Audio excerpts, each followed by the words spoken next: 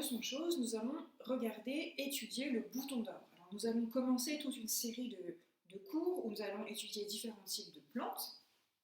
Aujourd'hui, le bouton d'or, qui est ce qu'on appelle une fleur simple et une fleur vivace. Alors, il faut que vous ayez avec vous votre cours et évidemment le schéma que je vous ai envoyé, que vous pourrez colorier à la fin de ce cours. Donc, le bouton d'or, commençons par le bas, commençons par sa racine. Ici, vous avez la tige souterraine et sur la tige souterraine poussent les racines. Voilà, vous voyez à l'écran comment compléter la leçon.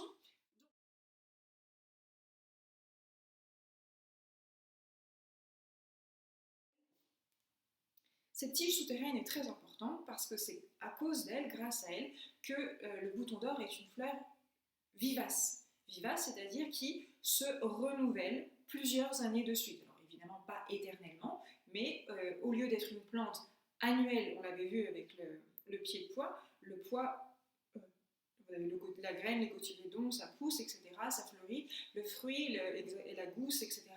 Mais une fois que l'automne arrive, l'hiver arrive, la plante meurt et c'est fini, on ne redémarre pas. Il faudrait planter une nouvelle graine pour qu'on ait un nouveau pied de pois. Le bouton d'or, alors la plante évidemment va faner à l'automne, au début de l'hiver. La plante va faner, mais la tige souterraine va rester vivante, elle va vivre au ralenti pendant l'hiver et elle va redonner un bouton d'or, un plant de bouton d'or au printemps. C'est donc ce qu'on appelle une plante vivace.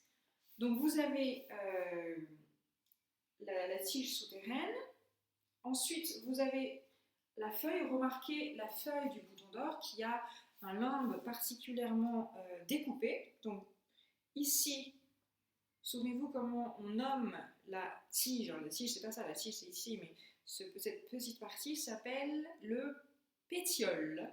Ça c'est le pétiole et ça, je l'ai dit, c'est le limbe.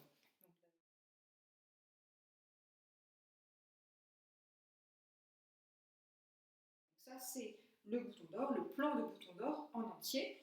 Intéressons-nous maintenant à la fleur du bouton d'or.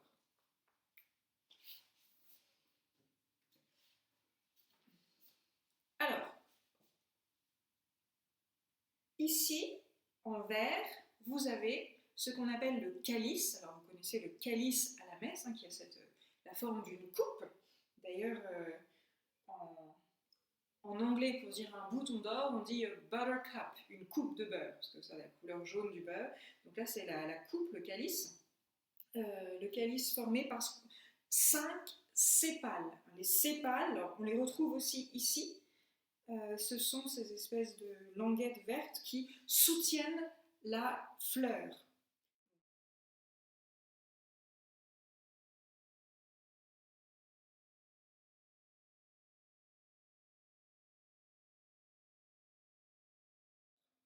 Donc, le calice, composé de 5 sépales verts, sépales c'est un nom masculin. Au-dessus, vous avez 5 pétales jaunes qui forment cette fois-ci non pas le calice mais la corolle. On dit aussi un pétale, petit rappel orthographique, un sépale.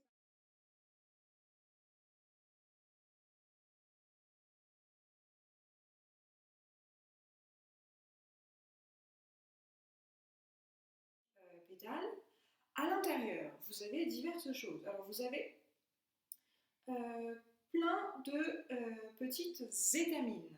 Alors, les étamines, ce sont des espèces de petites tiges avec au bout des sacs de pollen.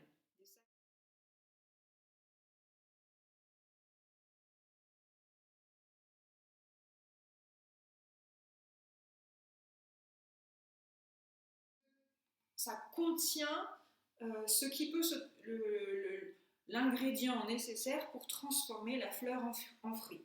Vous avez besoin de pollen pour que une fleur, quelle qu'elle soit, se transforme en fruit. Donc, les sépales, les pétales, les étamines qui contiennent des sacs de pollen et, très important, la partie du milieu qu'on appelle le pistil.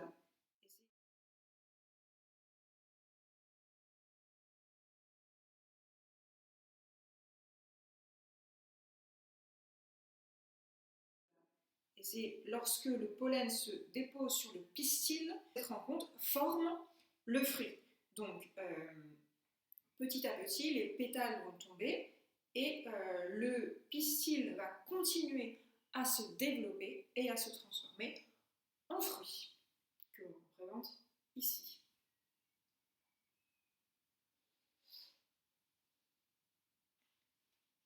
Le fruit, évidemment, est ce qui contient des graines, et les graines, c'est ce qui va pouvoir donner de nouveaux plants de boutons d'or. Donc là, vous avez un exemple de plante de fleurs simples. Il y a différents types de fleurs simples. La semaine prochaine, nous verrons des fleurs composées. Alors, complétez bien votre schéma. Vous pouvez soit copier la leçon, soit la coller. Et puis, alors pour ceux qui vivent dans des endroits où vous avez soit avec des jardins, soit avec des champs pas très loin, vous pouvez aller partir à la recherche des boutons d'or et puis déterrer la tige souterraine pour bien l'observer. Vous pouvez sacrifier une fleur en regardant un petit peu de comment elle est composée. Vous pouvez, si vous le souhaitez, m'envoyer des photos de ce que vous avez découvert et je les partagerai avec les autres élèves, comme vous voulez. Voilà, et je vous souhaite une belle découverte.